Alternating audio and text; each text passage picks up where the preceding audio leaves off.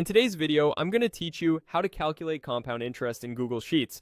First, open Google Sheets in your browser and create a new blank spreadsheet. We'll set up a simple layout that's easy to read and reuse. In column A, label the first four rows like this: principal, rate, NPER, and time. These labels help keep everything clear. Principal is your starting amount, rate is the annual interest rate. NPER stands for the number of compounding periods per year, and time is how many years the money is invested or saved. Next, enter the values in column B to match those labels. In B1, type 1,000 for a principal of $10,000. In B2, enter 5% for the annual rate.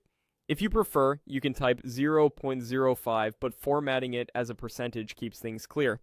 In B3, type 365 to represent daily compounding, and in B4, type 10 for 10 years. If your numbers don't look right, double check that B2 is formatted as a percentage and B1 is formatted as currency if you want to see dollar signs.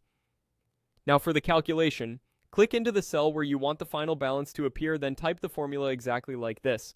Out B1, 1 plus B2, B3, B3, B4, and press enter. This is the compound interest formula adapted for Sheets. It takes your principal in B1 and multiplies it by 1 plus the periodic rate, raised to the total number of compounding periods. The periodic rate is your annual rate divided by the number of compounding periods per year, so B2 divided by B3. The total number of compounding periods is NPER times time, so B3 multiplied by B4. When you press enter, you'll see the account balance after the specified time with daily compounding. That amount includes both your original principal and all the interest earned. If you ever need just the interest portion, subtract the principal from the result. You can also adjust the compounding frequency by changing NPER. Use 12 for monthly, 4 for quarterly, or 1 for annual compounding. The formula automatically updates. A couple of quick tips to keep your sheet tidy.